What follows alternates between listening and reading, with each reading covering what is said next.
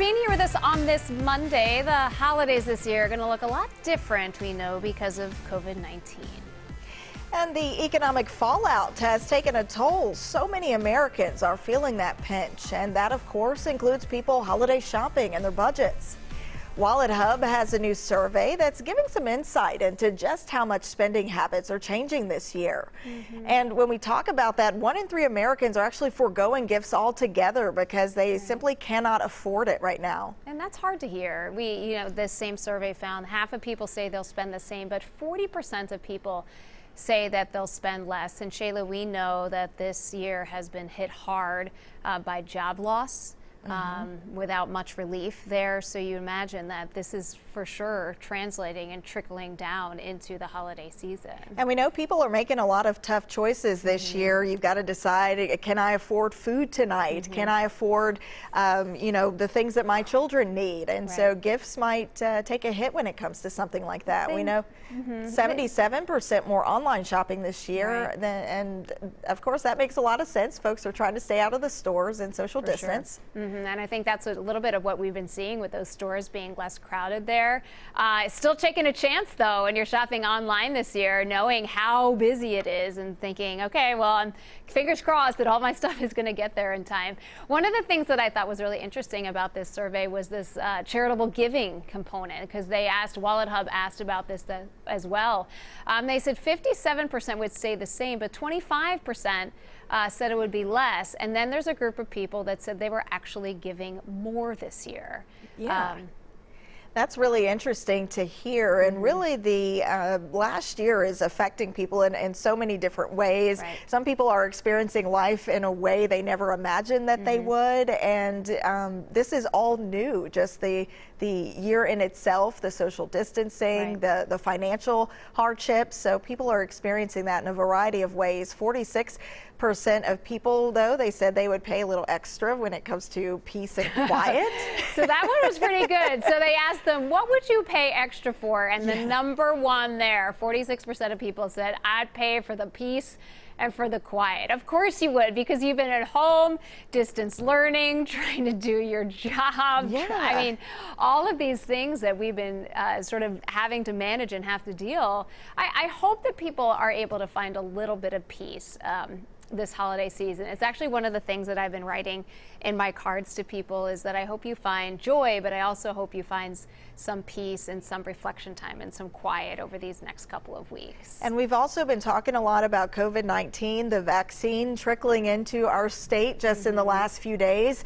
A lot of healthcare workers hopeful that they will begin receiving that vaccine. Actually just got a text message this morning from a nurse I interviewed last week, and she was just emotional. She finally was able to get that vaccine, and I'm sure there are a lot of folks like her that are just hopeful to receive it soon too. Yeah, I know I've seen a lot of people say that this is an emotional experience for them. Even sometimes just watching people get it, I feel that sort of overwhelming feeling too, is this idea of, okay, well, then I will be able to see my family soon, or do some of the things that we just really haven't been able to do. Absolutely. And of course, people are also saying they would pay a little bit more for friendliness or kindness, friendly customer service. Yeah, that seems like something that would definitely be worth it. Something that's important in the year 2020, because of course we know this has been a tough one. A new survey, though, is showing how people are getting through it, and it turns out we're doing it with a little help from others. This survey put the spotlight on the ways that Americans are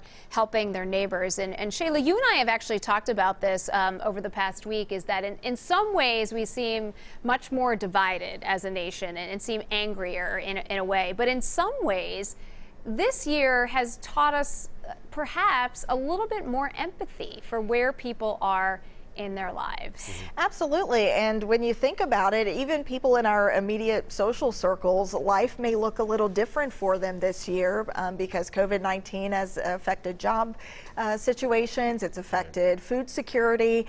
And, when it's somebody close to you or it hits close to home, then you process that a little bit different. You can't say, oh, that's someone over there. That's someone I know. Right. Yeah. And that goes to show, too, I think my personal experience with friends and family who, where you live distance apart and stuff, you can use different, apps like Zoom or Marco Polo, anything that you choose to do that. It's interesting because you'll get messages just from friends that say, hey, I need to chat today. I need to talk. I'm down. And I think it's okay now. A lot of people sometimes don't want to admit when they're down. They want to be, you want to be strong. You got it. You're in control. It's okay to be vulnerable. It's okay to ask for help. And what was neat about this too is 90% of people, there's 9 in 10 people, say that this has really helped them. So they're calling to check in on other people, just as Riley mentioned, but they're also running errands for people. They're doing care packages. And the cool thing about this is 1/3 of those people say it came from an unexpected source.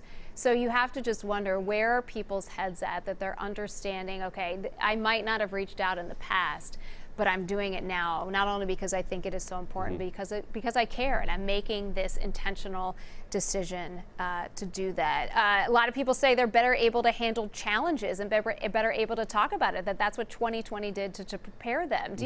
What do you think, Shayla? Yeah, I think that this year is forcing people to look inward a little bit more. We can't just gather and get together, so finding ways to connect at a time like this.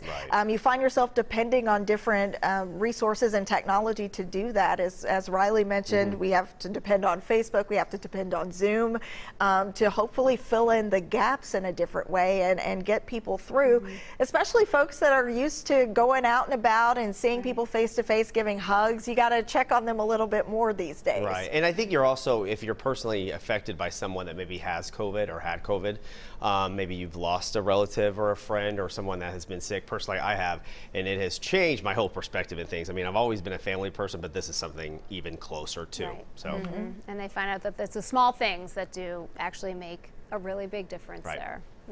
All right, Riley, so we saw